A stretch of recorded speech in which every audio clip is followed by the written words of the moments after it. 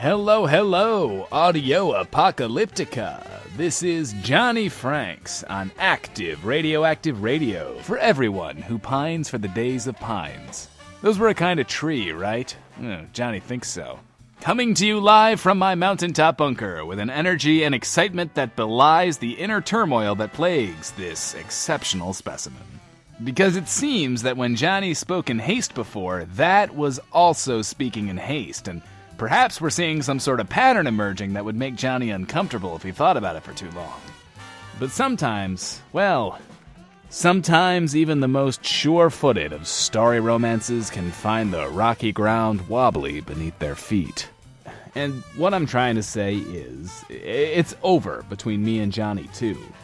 Now, I hear your wails of heartbreak and pleas for answers, but my private life will remain just that. Love is never easy. Suffice it to say there are some problems with human-robot relations, and let's say no more about it. But if you want to look on the bright side, this means Johnny's single again, my babies. Hit me up with your love letters and let's make some sweet, sweet textual love. Because that's the only kind of love Johnny does. Sweet, I mean, not textual. Though that's fine too. Johnny is here for all your lovin' needs. As long as your lovin' needs can be met from afar, with several solid feet of concrete and steel separating my youthful, non-irradiated body from yours. But I'm also here for your news needs, because Johnny knows you need the news. Kapow! Okay, but before I read this out, I want you to know they're all right. I mean, certainly worse for wear, but they should make a full recovery, got it? So just tone your panic meter down a notch as you listen to this. I mean, you should panic, just not all the way. Go like 80% panic. Not too long ago, I told you about a raid on Oksana's by some bandits, and how they were defeated and repelled with the help of the LT, and how that caused bandits from all over Lefton to unite under a common banner, calling themselves the Ravagers. Well, the Ravagers hit Barstow in what can only be described as a devastatingly coordinated attack. Both Oksana's and Janice's shops were decimated simultaneously. Such were the overwhelming, perfectly timed assaults that no one was able to come to the aid of their neighbor, and the end result is a town in ruins. More ruins than it was in before, anyway. Oksana, Katrina, and Janice were all left within an inch of their lives, but thankfully, Trusty Willa was on hand to make sure those lives hung on. And I gotta tell you, they were left alive by design, to send a message to everyone else out there, and let me tell you, it's received loud and clear. And where were the LT in all this? Nowhere to be found. Don't they have a responsibility to keep protecting those who need it? Or do they not? Johnny's really not sure, so let's start a conversation. You let me know what you think. What do I think? I think I need time to think. Let's all take a breather, shall we? Here's Mile 12 with Heartbroken.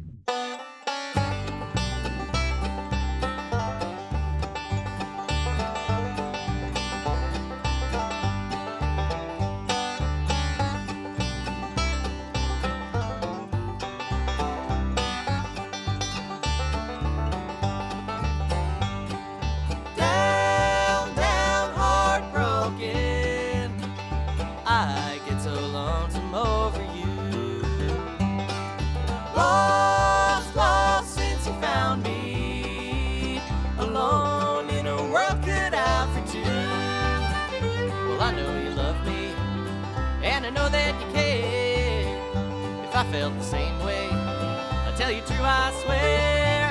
But I won't lie to you, just to lie with you. Can't turn my back now. I know what I should do. Down, down, heartbroken. I get so lonesome over you. Lost, lost since you found me. Alone in a world cut out for two.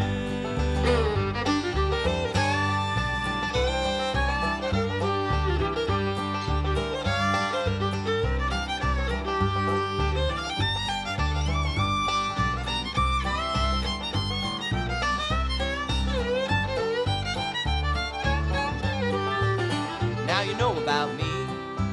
I want to hear about you, who you're trying to be. You think you get to choose? I see right through you. Knew before I knew you. These words will hurt, dear, and I'll forever stay. Down, down, heartbroken. I get so lonesome over you. Lost, lost since you found me. Alone in a world cut out for two. You're alone in a world cut out for two.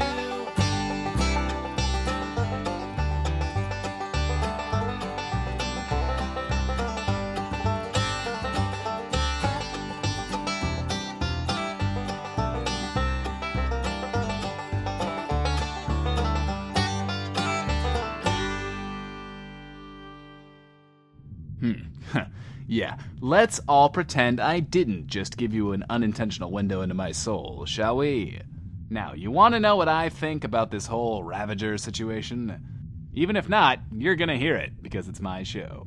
Yeah, what are you gonna do, turn the radio off? Psh. So, I think, as I said before, that the LT is at least partly responsible. Before the LT, BLT, if you will, these bandits were nothing more than occasional roaming bands of idiots. Sure, they were dangerous, but 5 dangerous dummies are easier to deal with than dozens who are well armed with plans of attack and actual strategy. They could never have done this much damage before. And speaking of, look what one of my mighty mechanical monstrosities picked up on its travels. Hey, this is Ravager Roger. And you know, I'm here to tell you all about the Ravagers, bro. And I am Ravager Rodney, bro. No relation. Except for how baller we are. Right, amigo? Sure, because we're not weirdos. No, not weirdos. Don't you even think it, you know? Because we're not. Do we sound like weirdos? Oh, we all know the answer is no. Because this is all very nicely, perfectly normal and such. But the thing is, you know, we're big, bro. But we're not big enough. Yeah. Because bigger is always better is a thing totally normal people always say. Yeah. I mean, you know about the LT, right, amigo? Because you listen to this stupid show, right? And you heard that Lucy lady, right? Yeah, and like, who says they get to be the boss of us, right?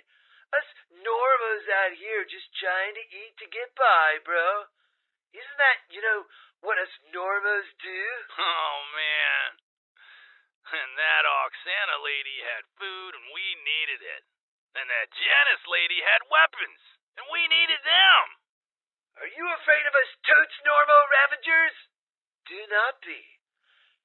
If you do not have food or weapons, we will very likely leave you almost totally undestroyed. Yeah. But do you want food and weapons? 'Cause see, you know, we know how to get 'em, bro. Yeah, and you know, we are also the creators and purveyors of Zoomalong. No better caffeinated brandy in all of Lefton, my bros. So we totally give back to the community and such. So come join us today, won't you? We are not weirdos, and I am Ravager Rodney. And I'm Ravager Roger. No relation. And this is all perfectly normo. Amigo, yeah. Sure. Ravager, Roger, and Rodney. What the shit kind of names are those? But, CLT, don't be mad at me for holding you accountable for the Ravagers, because now I've played their ad, and I'm also partly responsible. And look, what I'm saying is, we're all in this together, right? Yep, there's a pattern to my behavior that's somewhat troubling, even to me. Let's deftly deflect by digging down deep to find Lizzie Miles and My Pillow and Me.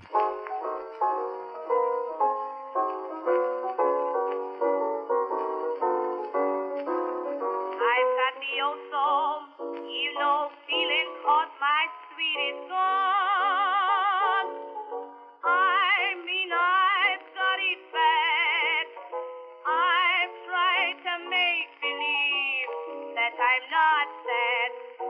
single soul to cheer me, and I'm so forlorn.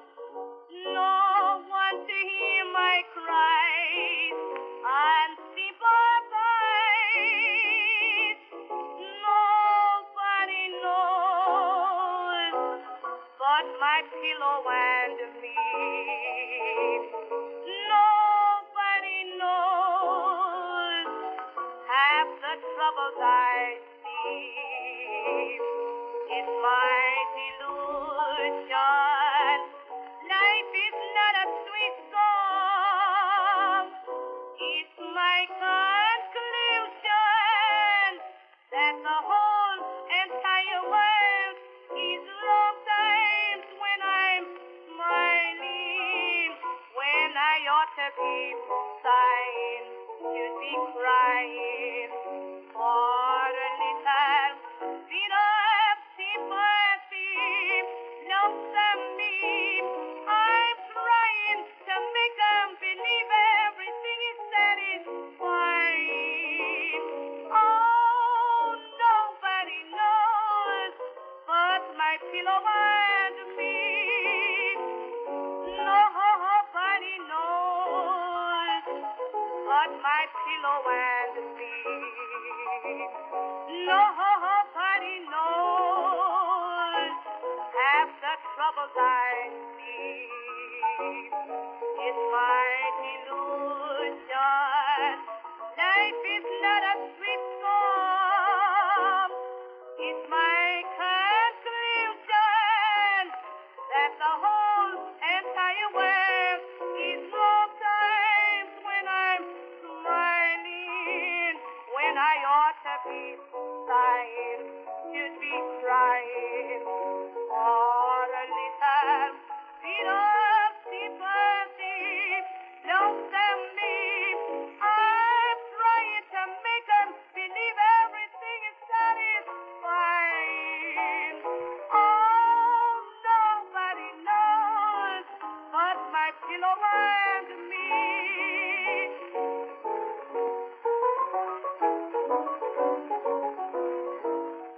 I know those feelings, Lizzie. I really do. And what do we do when we want to distract ourselves from our feelings? We read the mail. Well. Guess what we have today? Longtime listener, second-time writer at Alien Geek writes, "You're telling me there are people who live out in that hellish wasteland? Some giant pounded at our mineshaft entrance, shouted something, and ran off, leaving some kind of fabric pipe bomb." Look, Felicia, I know you and I are close and on good terms, which is why you let me call you by that name I gave you. So, as your friend, I gotta ask, what radio show have you been listening to? Of course there's people out there in that hellish wasteland. Do you think I sit here in front of some computer getting all my many and varied friends to record their voices and send them in like this is some scripted fictional nonsense? And then what? I suppose I mix it all together with magic and then it sounds just like a real post-apocalyptic radio show? I mean, come on, who's got that kind of time? What would even be the point? I mean, sure, it would be fun and entertaining and a great diversion or escape from the humdrum existence so many suffer, but truly, I mean, there are better ways. But no, Felicia, Johnny's really real. So is Remmick, and Oksana, and Katrina, and Janice, and Willa, and Julio, and GX500, and Lieutenant Lucy of the LT, and also Ravagers Roger and Rodney. I mean, as if someone would make up some guys and call them Ravager Roger and Ravager Rodney. That would be idiotic. Such stupid names. It's true, Roger and Rodney. It's true. Sorry, not sorry. You know who else is real, Felicia? You. And that giant leaving the fabric pipe bomb? I got a feeling he is too. And his name might just be Joe. I should make a tiny sock for that button so it won't get cold and... Oh, right. Hi, Johnny. It's Joe again. I just kind of wanted to share. Something kind of nifty happened the other day. See, there I was, walking along, right? And I saw a cute little squirrel. Only she was caught in some kind of ropey, wiry, trappy thing, and her feet looked cold. And I thought, I'll let the squirrel loose and give her some socks, and then we'll be friends. So that's what I did. But, it didn't really work out, Johnny. I got the squirrel out of the trap, see, and, I was reaching into my pocket for a sock to give her, and then she bit me and ran away with bare feet. I don't know, maybe she was late for something. And then this lady comes out of some hole in the ground, yelling about someone letting the squirrel loose. Kept going on about how she was going to have that squirrel for dinner, and I don't know, I've never invited a squirrel over for dinner, so, maybe it's really fun, and that's why this lady was so disappointed. Anyway, she seemed real mad, so I hid. She sure yelled a lot, Johnny, but, she seemed nice. Not as nice as Janice or anything. Yeah, but, I'm gonna leave a pipe and a sock outside her door so she knows I'm a nice guy. I think I made a friend. Hello, hallay, what a happy day. Hearing about you making friends does my sexy heart good, Joe. But leaving strange objects outside unsuspecting people's doors is no way to live a life, my friend. As you maybe heard, Felicia was a tad freaked out, and I can't say I blame her. So I suggest you knock right on her door, Joe, and you say hello. And you ask first, Joe, if she'd like any socks or pipes. And she'll see you're a real live fellow human, well, one assumes, and maybe you can find something in each other that you've been looking for all along. I'm talking about friendship, yes. The kind of bond never to be broken, no matter how busy either of you gets. Even if you can't always go visit each other and play the same games you used to all the time, and yes, of course, we're still talking about you. And then maybe, just maybe, everyone will be socked and happy, and nobody will ask me about knitted goods ever again. Now here's a lady who will sock it to you, but only in the metaphorical sense, thank goodness. Unless you steal her kite elegante. Hey Johnny, it's Remmick. Isn't it so weird how last time I sent you a file talking about my date with the mayor's muck shoveler, and you had a date, or whatever that actually was, with Johnny too at the same time? Hope things are good with you on that front, because they're pretty good on mine, I'm gonna be honest. I mean, yeah, a muck shoveler shovels muck, I'll admit it, but not in bed. That probably goes without saying, but it's just really nice to have true companionship again, you know? I'm sure you know what I mean. I can only imagine things are so hot and heavy with Johnny too right now, there's steam coming out of his ears. Literally, steam. Am I right? Yeah. High five. And do you know what else is worthy of a high five? Oh my god, I found Dexter's fourth log. I told you I was the best. I mean, you knew, because of course you knew. Everyone knows. I'm the best. And now, drumroll please. Here it is. Dexter Benchley, log 4. Trying to stay strong, but it's hard sometimes. I've been out here a while, and I don't know what I expected. I didn't think it would take this long. That was probably foolish. No, probably about it, actually. Maybe I was overambitious.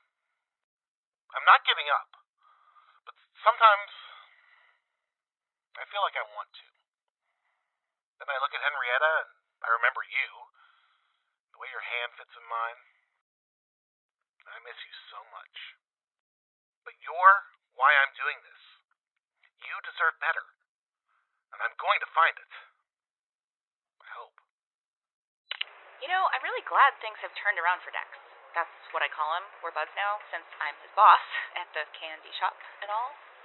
Well, turned around since he made that fourth log, anyway. Since he's been here in Clanktown, seems like he's got newfound hope or something. It's contagious. Brightens everybody's day just to see him. He's always talking about his old home, though. Usually to this doll he carries around with him everywhere.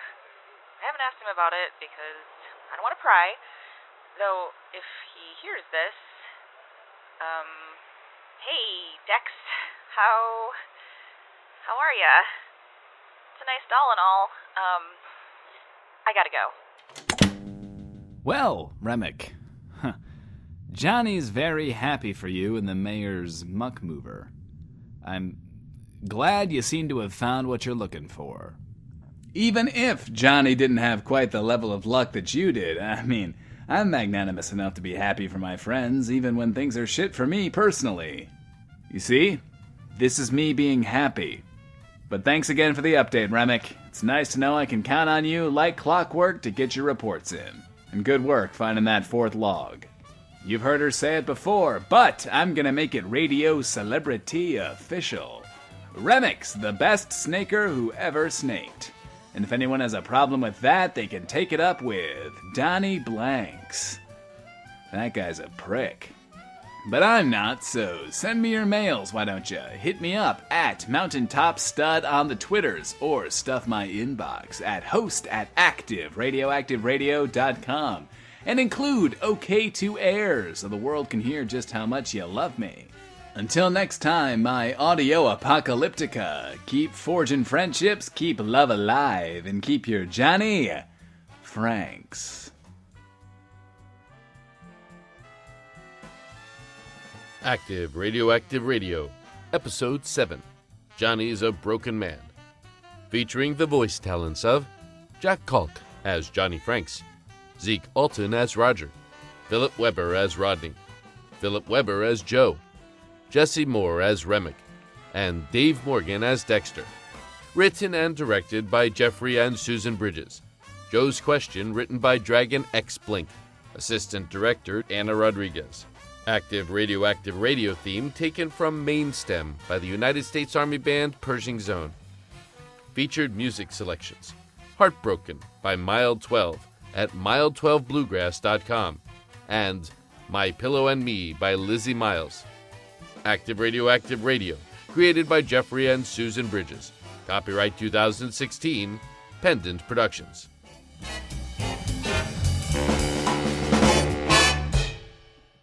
For more information, visit pendantaudio.com. Thanks for listening.